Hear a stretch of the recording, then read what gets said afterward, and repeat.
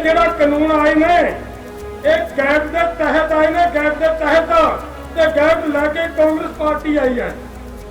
ਅੱਜ ਉਹ ਤੁਹਾਡੇ ਹਮਾਇਤੀ ਕਿਵੇਂ ਬਣ ਸਕਦੇ ਆ? ਇਹ ਕਿਉਂ ਬਿਆਨ ਦਿੱਤਾ ਭਲਾ ਨੇ? ਉਹ ਇਸ ਕਰਕੇ ਬਿਆਨ ਦਿੱਤਾ ਕਿ ਬੀਜੇਪੀ ਰੋਜ਼ ਕਹਿੰਦੀ ਹੈ ਕਿ ਇਹ ਪੋਲੀਟੀਕਲ ਲੋਕ ਨੇ, ਇਹ ਰਾਜਨੀਤਿਕ ਲੋਕ ਨੇ, ਉਹਨਾਂ ਦੀ ਗੱਲ ਤੇ ਮੋਹਰ ਲਾ ਰਿਹਾ ਉਹਦਾ ਬਿਆਨ ਵੀ ਹਾਂ ਇਹ ਸਾਡੇ ਆ।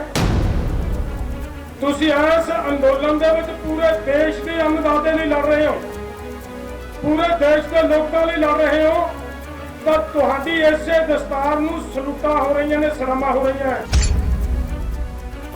ਦਿੱਲੀ ਦੀਆਂ ਹੱਦਾਂ ਤੇ ਡਟੇ ਕਿਸਾਨਾਂ ਦੇ ਅੰਦੋਲਨ ਦਾ ਅੱਜ 48ਵਾਂ ਦਿਨ ਹੈ। ਕੜਾਕੇ ਦੀ ਠੰਡ ਦੇ ਬਾਵਜੂਦ ਵੀ ਕਿਸਾਨਾਂ ਦੇ ਹੌਸਲੇ ਬੁਲੰਦ ਨਜ਼ਰ ਆ ਰਹੇ ਨੇ। ਅਜਿਹੇ 'ਚ ਕਿਸਾਨ ਲੀਡਰ ਵੀ ਧਰਨੇ 'ਚ ਡਟੇ ਲੋਕਾਂ ਨੂੰ ਆਏ ਦਿਨ ਖੇਤੀ ਕਾਨੂੰਨਾਂ ਪ੍ਰਤੀ ਜਾਗਰੂਕ ਕਰ ਰਹੇ ਨੇ। ਸਿੰਘੂ ਬਾਰਡਰ ਤੇ ਸਿੱਧੂਪੁਰ ਜਥੇਬੰਦੀ ਦੇ ਪ੍ਰਧਾਨ ਜਗਜੀਤ ਸਿੰਘ ਡੱਲੇਵਾਲ ਨੇ ਅੰਦੋਲਨਕਾਰੀਆਂ ਨੂੰ ਸ਼ਾਂਤਮਈ ਰਹਿਣ ਦੀ ਅਪੀਲ ਕੀਤੀ ਹੈ ਤੇ ਨਾਲ ਹੀ ਖੇਤੀ ਕਾਨੂੰਨ ਕਿਸਾਨਾਂ ਤੇ ਆਮ ਲੋਕਾਂ ਲਈ ਕਿਸ ਤਰ੍ਹਾਂ ਨੁਕਸਾਨਦਾਇਕ ਨੇ ਉਸ ਬਾਰੇ ਜਾਣਕਾਰੀ ਦਿੱਤੀ ਹੈ। ਬੀਜੇਪੀ ਵੱਲੋਂ ਪਰਚਾ ਵੰਡਿਆ ਗਿਆ ਤੁਹਾਡੇ ਵਿੱਚ, ਜਿਹਦੇ ਵਿੱਚ ਮੋਦੀ ਸਰਕਾਰ ਦੇ ਬਹੁਤ ਗੁਣ ਗਾਏ ਗਏ ਆ, ਬਹੁਤ ਗੁਣ ਗਾਏ ਗਏ ਆ। ਮੈਂ ਇਹਦੇ ਤੇ ਦੋ ਕਾਨੂੰਨਾਂ ਦੀ ਗੱਲ ਕਰੀ ਹੈ, ਦੋ ਨੁਕਤਿਆਂ ਦੀ ਗੱਲ ਕੀਤੀ ਹੈ ਸਰਕਾਰ ਨੇ ਵੀ ਇਹ ਬਹੁਤ ਵਧੀਆ ਹੈ। ਉਹਦੇ ਸੰਬੰਧ 'ਚ ਮੈਂ ਗੱਲ ਕਰਦਾ ਹਾਂ। ਪਰਚਾ ਲਿਖਣ ਵਾਲੇ ਜਿਹੜੇ ਲੋਕ ਹੈ ਉਹ ਪਤਾ ਨਹੀਂ ਕੌਣ ਲਿਖਦੇ ਹੈ, ਔਰ ਇਸੇ ਹੀ ਗੱਲ ਦੇ ਉੱਤੇ ਸ਼ਾਇਦ ਤੁਸੀਂ ਸੁਣਿਆ ਹੋਵੇ, ਪਰਸੋਂ ਡਿਬੇਟ ਹੋਈ ਸੀ ਪੀਟੀਸੀ ਤੇ, ਔਰ ਉੱਥੇ ਪੀਟੀਸੀ ਦੀ ਡਿਬੇਟ ਦੇ ਵਿੱਚ ਇਹਨਾਂ ਦਾ ਵਕੀਲ ਬਿਠਾਇਆ ਸੀ ਸਾਡੇ ਨਾਲ, ਤੇ ਅਸੀਂ ਤੁਹਾਡੇ ਭਰਾ ਹੈ ਸਧਾਰਨ ਜੱਟ। ਸਵਾਲ ਕੀਤਾ ਇਹਨਾਂ ਦੇ ਵਕੀਲ ਨੇ, ਮੈਂ ਤਾਂ ਕਹਿ ਰਿਹਾ ਵੀ ਇਹਦੇ 'ਚ ਲਿਖਿਆ, ਇਹਨਾਂ ਨੇ ਇਹਦੇ 'ਚ ਲਿਖਦੇ ਨੇ ਕਿ ਸਰਕਾਰੀ ਮੰਡੀ ਰਹੇਗੀ, ਕੋਈ ਪ੍ਰਾਈਵੇਟ ਮੰਡੀ ਦੀ ਵਿਵਸਥਾ ਵਾਲੀ ਗੱਲ ਨਹੀਂ ਹੈ, ਇਹ ਕਿਹਾ। ਵਕੀਲ ਨੇ ਬਹੁਤ ਬਹਿਸ ਹੋਈ ਸਾਡੀ ਵਕੀਲ ਦੇ ਨਾਲ ਇਸ ਗੱਲ ਦੇ ਉੱਤੇ ਵੀ ਤੂੰ ਸਾਨੂੰ ਆਹ ਗੱਲ ਦੱਸ। ਮੈਂ ਇੱਕ ਦਿਨ ਅੱਗੇ ਗੱਲ ਕਰਕੇ ਗਿਆ ਸੀਗਾ ਵੀ ਬੜੇ ਲੁਕਵੇਂ ਢੰਗ ਨਾਲ ਗੱਲਾਂ ਲਿਖੀਆਂ ਗਈਆਂ ਇਹਨਾਂ ਕਾਨੂੰਨਾਂ ਦੇ ਵਿੱਚ। ਇਹ ਕਿਹਾ ਗਿਆ ਕਾਨੂੰਨ ਦੇ ਵਿੱਚ ਕਿ ਮੰਡੀ APMC ਮੰਡੀ ਦੇ ਬਾਹਰ ਕੋਈ ਵੀ ਆਦਮੀ ਤੁਹਾਡੀ ਫਸਲ ਤੁਹਾਡੇ ਘਰੋਂ ਵੇਅਰ ਹਾਊਸ ਤੇ ਬੈਠ ਕੇ ਕਿਸੇ ਹੋਰ ਥਾਂ ਤੇ ਖੜ ਕੇ ਜਿੱਥੇ ਵੀ ਉਹਨੂੰ ਜਗ੍ਹਾ ਮਿਲਦੀ ਹੈ ਉਹ ਉੱਥੇ ਖੜ ਕੇ ਤੁਹਾਡੀ ਫਸਲ ਖਰੀਦ ਸਕਦਾ ਹੈ। ਇਹ ਲਿਖਣ ਵਾਲਿਆਂ ਨੂੰ ਮੈਂ ਚੈਲੰਜ ਕਰਦਾ, ਕੱਲ ਤੁਹਾਡੇ ਵਕੀਲ ਨੂੰ ਉੱਥੇ ਤਸੱਲੀ ਕਰਾਈ ਹੈ, ਪਰਸੋਂ ਜਵਾਬ ਨਹੀਂ ਆਇਆ ਵਕੀਲ ਨੂੰ ਇਸ ਗੱਲ ਦਾ। ਇਹਨਾਂ ਦੇ ਨੂੰ ਬੀਜੇਪੀ ਦਾ ਵਕੀਲ ਹੈ, ਸਾਡੇ ਨਾਲ ਬਹਿਸ ਕਰ ਰਿਹਾ ਹੈ, ਜਵਾਬ ਨਹੀਂ ਆਇਆ। ਜਦੋਂ ਅਸੀਂ ਪੁੱਛਿਆ ਵੀ ਸਾਨੂੰ ਇਹਦਾ ਜਵਾਬ ਦੇ, ਸ਼ਾਇਦ ਤੁਹਾਡੇ ਤੋਂ ਕਿਸੇ ਨੇ ਉਸ ਦਿਨ ਦੀ ਸਾਡੀ ਡਿਬੇਟ ਦੀ ਪੀਟੀਸੀ ਤੇ ਜਿਹੜੀ ਹੋਈ ਹੈ ਸੁਣੀ ਹੋਵੇ। ਇਹਨਾਂ ਦਾ ਵਕੀਲ ਐਡਾ ਸਿਆਣਾ ਪੜ੍ਹਿਆ ਲਿਖਿਆ ਬਾਹਰ ਬਿਠਾਇਆ ਹੈ। ਇਹ ਕਾਨੂੰਨ 3 ਬਣੇ ਨੇ। ਇੱਕ ਕਾਨੂੰਨ ਬਣਿਆ APMC ਮੰਡੀ ਤੇ, ਇੱਕ ਕਾਨੂੰਨ ਬਣਿਆ ਕੰਟਰੈਕਟ ਫਾਰਮਿੰਗ ਤੇ ਤੀਸਰਾ ਕੀ ਹੈ ਉਹ ਹੈ ਐਸੈਂਸ਼ੀਅਲ ਕਮੋਡਿਟੀ ਐਕਟ ਦੇ ਵਿੱਚ ਸੋਧਾਂ ਕੀਤੀਆਂ। ਇਹ ਆ ਉਹ 3 ਹੋ ਗਏ। ਇਹਨਾਂ ਦਾ ਵਕੀਲ ਨੂੰ ਬੇਵਕੂਫ ਨੂੰ ਇਹ ਨਹੀਂ ਪਤਾ ਵੀ ਕਾਨੂੰਨ ਇੱਕ ਪਹਿਲੇ ਦੀ ਗੱਲ ਚੱਲ ਰਹੀ ਹੈ ਤੇ ਤੂੰ ਦੂਜੇ ਤੇ ਲਿਜਾ ਰਿਹਾ ਹੈ। 3 ਵਾਰੀ ਟੋਕਿਆ ਵੀ ਪਹਿਲਾਂ ਇਸੇ ਤੇ ਗੱਲ ਕਰ, ਪਹਿਲੇ ਇਹਦੇ ਤੇ ਮੁਕਾ ਗੱਲ, ਫਿਰ ਅਗਲੇ ਤੇ ਚੱਲਾਂਗੇ। ਉਹਦੇ ਤੇ ਨਹੀਂ ਖੜਾ ਭੱਜਿਆ, ਉਹਦੇ ਤੋਂ ਤੁਸੀਂ ਸ਼ਾਇਦ ਡਿਬੇਟ ਦੇ ਵਿੱਚ ਨੋਟ ਕੀਤੀ ਹੋਵੇ ਗੱਲ। ਉਹ ਵੀ ਕਹਿੰਦਾ ਰਿਹਾ ਵੇਖੋ ਜੀ ਮੈਂ ਤਾਂ ਵਕੀਲ ਹਾਂ। ਅਖੀਰ 'ਚ ਇਹ ਵੀ ਪੜ੍ਹ ਕੇ ਗਿਆ, ਬੋਲ ਕੇ ਗਿਆ ਉਹ ਕਿ ਦੇਖੋ ਜੀ ਮੇਰੀ ਤਾਂ ਡਿਊਟੀ ਲੱਗੀ ਸੀ ਪੜ੍ਹ ਕੇ ਦੱਸਣ ਦੀ, ਮੈਨੂੰ ਨਹੀਂ ਪਤਾ ਇਹ ਕਾਨੂੰਨ ਦੇ ਵਿੱਚ ਕੀ ਆ। ਜੇ ਸਰਕਾਰ ਪਰ ਸੋਧਾ ਕਰਨ ਵਾਲੀਆਂ ਤਾਂ ਸੋਧਾ ਕਰ ਦੇਣੀਆਂ ਚਾਹੀਦੀਆਂ ਸਰਕਾਰ ਨੂੰ। ਤਾਂ ਮੇਰਾ ਗੱਲ ਕਰਨ ਦਾ ਮਤਲਬ ਇਹ ਹੈ ਮੇਰੇ ਦੋਸਤੋ, ਥੋੜੇ ਜਿਹਾ ਸਤਰਕ ਹੋ ਜਾਓ। ਇਹ ਬਹੁਤ ਕੁਝ ਫੈਲਾਉਣ ਦਾ ਯਤਨ ਕੀਤਾ ਜਾ ਰਿਹਾ ਹੈ। ਜਗਜੀਤ ਸਿੰਘ ਡੱਲੇਵਾਲ ਨੇ ਕਿਹਾ ਕਿ ਖੇਤੀ ਕਾਨੂੰਨਾਂ ਦੇ ਪਹਿਲੇ ਐਕਟ ਨਾਲ ਹੀ ਕਿਸਾਨਾਂ ਦੀਆਂ ਜ਼ਮੀਨਾਂ ਤੇ ਕਬਜ਼ੇ ਕੀਤੇ ਜਾਣਗੇ। ਉਹਨਾਂ ਇਲਜ਼ਾਮ ਲਾਇਆ ਕਿ ਭਾਜਪਾ ਵੱਲੋਂ ਕਿਸਾਨ ਅੰਦੋਲਨ ਨੂੰ ਫੇਲ ਕਰਨ ਲਈ ਤਰ੍ਹਾਂ ਦੇ ਹੱਥ ਕੰਡੇ ਵਰਤੇ ਜਾ ਰਹੇ ਨੇ ਤਾਂ ਜੋ ਕਿਸਾਨ ਥੱਕ ਹਾਰ ਕੇ ਆਪੋ ਆਪਣੇ ਘਰਾਂ ਨੂੰ ਵਾਪਸ ਚਲੇ ਜਾਣ। ਅਗਲੀ ਗੱਲ ਇਹ ਕਹਿੰਦੇ ਨੇ ਵੀ ਕਿਸਾਨ ਦੀ ਜ਼ਮੀਨ ਨਹੀਂ ਜਾਊਗੀ, ਇਸ ਕਾਨੂੰਨ ਦੇ ਰਾਹੀਂ ਕਿਸਾਨ ਦੀ ਜ਼ਮੀਨ ਨਹੀਂ ਜਾਊਗੀ। ਅਸੀਂ ਉਹਦੇ ਤੇ ਵੀ ਦੱਸ ਕੇ ਆਏ ਹਾਂ ਵੀ ਜਦੋਂ ਮੈਨੂੰ ਐਂਕਰ ਨੇ ਟਾਈਮ ਦਿੱਤਾ, ਮੈਂ ਕਿਹਾ ਸੀਗਾ ਵੀ ਥੋੜਾ ਜਿਹਾ ਮੈਨੂੰ ਟਾਈਮ ਦਿਓ, ਵੱਧ ਟਾਈਮ ਲਵਾਂਗਾ ਤੇ ਦੱਸੂਗਾ ਵੀ ਕਿਸਾਨ ਦੀ ਜ਼ਮੀਨ ਕਿਵੇਂ ਜਾਏਗੀ। ਤੇ ਮੈਂ ਇੱਥੇ ਤੁਹਾਨੂੰ ਵੀ ਇਹੋ ਜਿਹਾ ਬਣਾ ਦਿਆਂ, ਮੇਰੀ ਬੇਨਤੀ ਹੈ ਸਮਝ ਲਿਓ ਇਹ ਗੱਲ ਨੂੰ, ਕਿਵੇਂ ਜਾਏਗੀ ਕਿਸਾਨ ਦੀ ਜ਼ਮੀਨ। ਪਹਿਲਾ ਜਿਹੜਾ ਇਹਨਾਂ ਦਾ ਐਕਟ ਹੈ, ਪਹਿਲਾ ਐਕਟ ਹੀ ਕਿਸਾਨ ਦੀ ਜ਼ਮੀਨ ਲੈਣ ਵਾਸਤੇ ਬਣਿਆ ਹੈ। APMC ਮੰਡੀ ਦੇ ਬਰਾਬਰ ਮੰਡੀ ਲਿਆਉਣ ਦੀ ਗੱਲ ਕੀਤੀ ਗਈ ਹੈ ਔਰ ਉਹ ਮੰਡੀ ਅਸੀਂ ਸਪਸ਼ਟ ਹੋ ਚੁੱਕਿਆ ਹੈ। ਜੀਓ ਆਇਆ, ਜੀਓ ਸਸਤਾ ਦਿੱਤਾ, ਫ੍ਰੀ ਦਿੱਤਾ। ਤੁਹਾਡਾ BSNL ਖਤਮ ਕਰ ਲਿਆ ਜਾਂ ਨਹੀਂ ਕਰ ਲਿਆ ਦੱਸਿਓ। ਹੋਇਆ ਨਾ BSNL ਖਤਮ। ਇਸੇ ਤਰ੍ਹਾਂ APMC ਮੰਡੀ ਦੇ ਵਿੱਚ ਕਿਸਾਨ ਨੂੰ ਫਸਲ ਦਾ ਵੱਧ ਰੇਟ ਦੇਣਗੇ ਕਿਵੇਂ?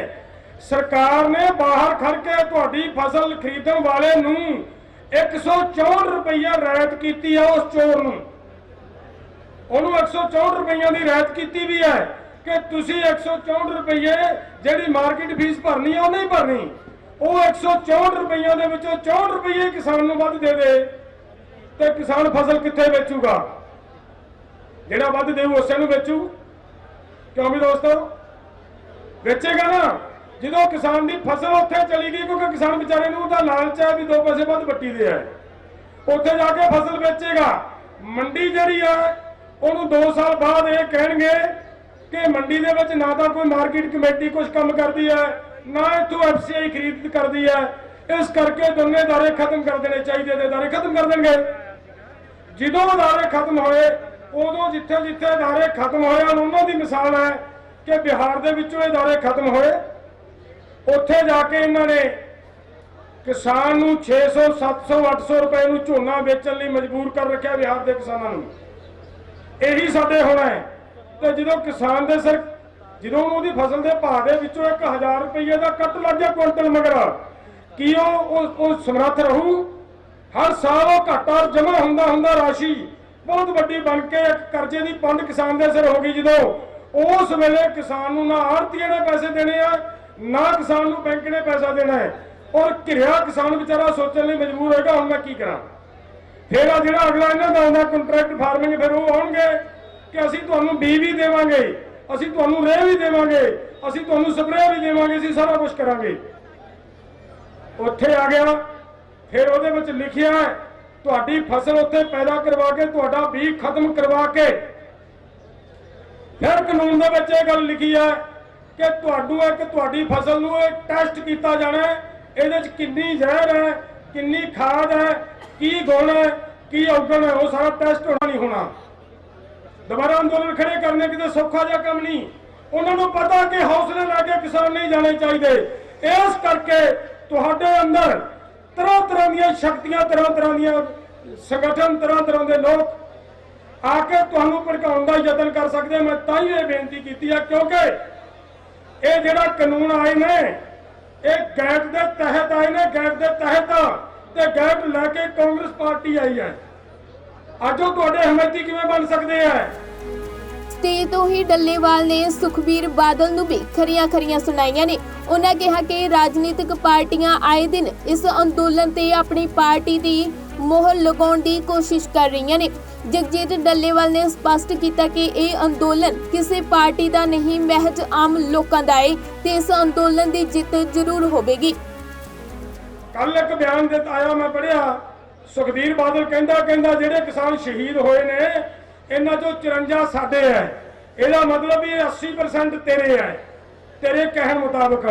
ਫਿਰ ਅਸੀਂ ਉਹਦਾ ਜਵਾਬ ਇਹ ਦਿੱਤਾ ਸੀ ਵੀ ਤੂੰ ਇੱਕ ਵਾਰੀ ਇੱਥੇ ਆ ਕੇ ਸਟੇਜ ਤੇ ਚੜ੍ਹ ਕੇ ਬੋਲ ਕੇ ਤਾਂ ਜਾ ਵੀ ਤੇਰੇ 80% ਬੈਠੇ ਆ। ਤਾਂ ਸਾਡਾ ਗੱਲ ਕਰਨ ਦਾ ਮਤਲਬ ਕੀ ਹੈ? ਮਤਲਬ ਸਾਡਾ ਗੱਲ ਸਮਝੋ। ਇਹ ਕਿਉਂ ਬਿਆਨ ਦਿੱਤਾ ਭਲਾਣੇ?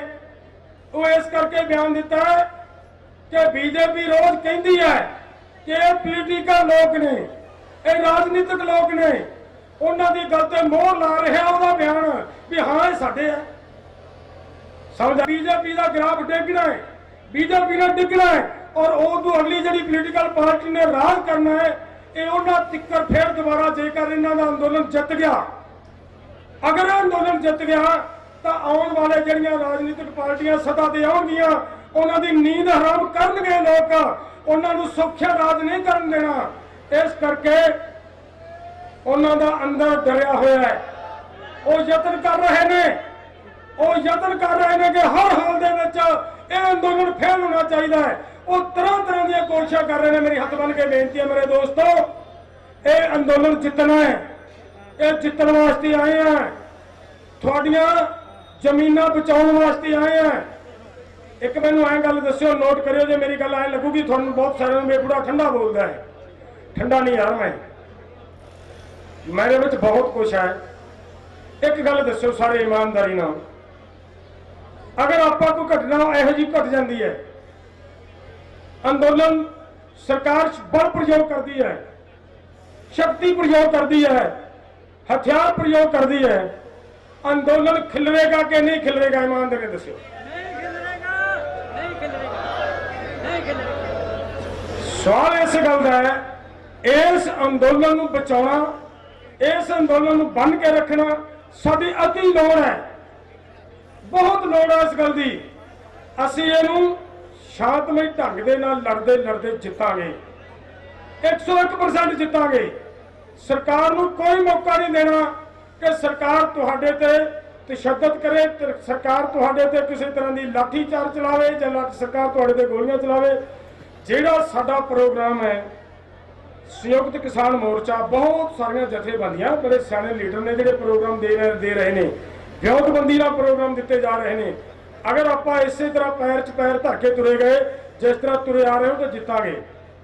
ਤੁਸੀਂ ਜਿੱਤ ਚੁੱਕੇ ਹੋ ਬਹੁਤ ਕੁਛ ਹੈ, ਤੁਹਾਨੂੰ ਸ਼ਾਇਦ ਧਿਆਨ ਨਾ ਹੋਵੇ ਇਸ ਗੱਲ ਦਾ। ਇੱਕ ਜਿੱਤ ਮੈਂ ਤੁਹਾਡੇ ਧਿਆਨ 'ਚ ਲਿਆ ਦਿੰਦਾ ਤੇ ਤੁਹਾਨੂੰ ਆਪਣੇ ਆਪ ਪਤਾ ਲੱਗੂ ਕਿ ਜਿੱਤੇ ਕਿ ਨਹੀਂ ਜਿੱਤੇ।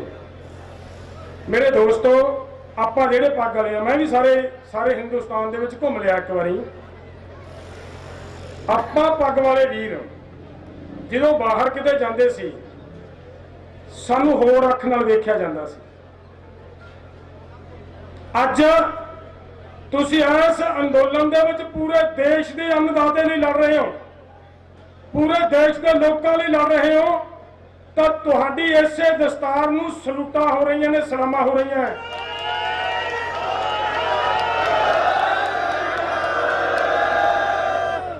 ਦੇਸ਼ ਦਾ ਤੇ ਸਾਡੀ ਪੱਗ ਦਾ ਖੋਇਆ ਮਾਣ ਅੱਜ ਲੈਤਾ ਵਾਪਸ ਤੁਸੀਂ ਕਿ ਨਹੀਂ ਲੈਤਾ? ਬੋਲਿਓ, ਦੱਸਿਓ ਖੜਤ ਖੜੇ ਕਰਕੇ।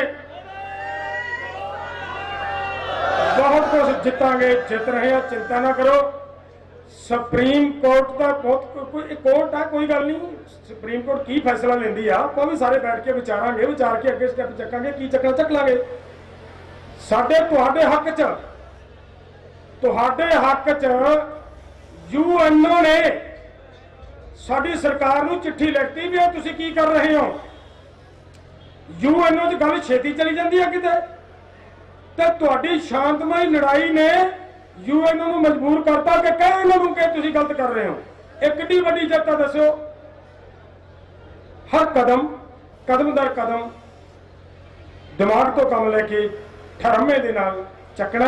ਮੈਂ ਫਿਰ ਦੁਬਾਰਾ ਬੇਨਤੀ ਕਰਦਿਆਂ, ਤੁਸੀਂ ਨਾ ਅਕਾਲੀਆਂ ਨੂੰ ਭਾਉਣੇ ਹੋ, ਨਾ ਤੁਸੀਂ ਕਾਂਗਰਸੀਆਂ ਨੂੰ ਭਾਉਣੇ ਹੋ, ਤੁਸੀਂ ਕਿਸੇ ਪੋਲੀਟੀਕਲ ਨੂੰ ਨਹੀਂ ਭਾਉਂਦੇ। ਮੈਂ ਸਪਸ਼ਟ ਜੀ ਗੱਲ ਕਰਦਿਆਂ ਮੇਰੇ ਦੋਸਤੋ, ਹਰ ਇੱਕ ਦਾ ਯਤਨ ਹੈ ਕਿ ਇਹ ਅੰਦੋਲਨ ਹਾਰਨਾ, ਤਾਂ ਕਿ ਕੱਲ ਨੂੰ ਜਦੋਂ ਅਸੀਂ ਰਾਜ ਕਰਦੇ ਹੋਈਏ ਸਾਡੇ ਗਲ ਤੇ ਨਾ ਚੜਨ। ਆਪਣੀ ਕੋਸ਼ਿਸ਼ ਹੈ ਕਿ ਸਿਰ ਜੁੜੇ ਰਹਿਣ। ਅਗਰ ਸਿਰ ਜੁੜੇ ਰਹੇ, ਆਉਣ ਵਾਲੇ ਅੰਦੋਲਨਾਂ ਦੇ ਵਿੱਚ ਅਸੀਂ ਸਰਕਾਰ ਦੇ ਨਾਸੀ ਧੂੰਆਂ ਦੇਣ 'ਚ ਸਫਲ ਹੋਈਏ। ਸਰਕਾਰ ਚਾਹੇ ਕਿਸੇ ਦੀ ਬਣ ਜੇ। ਧੰਨਵਾਦ। ਵਾਹਿਗੁਰੂ ਜੀ ਕਾ ਖਾਲਸਾ, ਵਾਹਿਗੁਰੂ ਜੀ ਕੀ ਫਤਿਹ। ਦੱਸਦੀ ਕਿ ਲੰਮੇ ਸਮੇਂ ਤੋਂ ਕਿਸਾਨ ਦਿੱਲੀ ਦੀਆਂ ਹੱਦਾਂ ਤੇ ਧਰਨਾ ਦੇ ਰਹੇ ਨੇ। ਉਹਨਾਂ ਦੀ ਮੰਗ ਹੈ ਕਿ ਕੇਂਦਰ ਸਰਕਾਰ ਪਾਸ ਕੀਤੇ ਖੇਤੀ ਕਾਨੂੰਨਾਂ ਨੂੰ ਵਾਪਸ ਲਵੇ, ਪਰ ਉੱਥੇ ਹੀ ਕੇਂਦਰ ਸਰਕਾਰ ਲਗਾਤਾਰ ਆਪਣੇ ਅੜੀਅਲ ਰਵੱਈਏ ਤੇ ਅੜੀ ਹੋਈ ਹੈ ਤੇ ਉਹਨਾਂ ਵੱਲੋਂ ਕਾਨੂੰਨਾਂ ਨੂੰ ਰੱਦ ਕਰਨ ਦੀ ਬਜਾਏ ਸੋਧ ਕਰਨ ਦੀ ਗੱਲ ਆਖੀ ਜਾ ਰਹੀ ਹੈ। ਬਿਊਰੋ ਰਿਪੋਰਟ, ਪੰਜਾਬੀ ਲੋਕ ਚੈਨਲ।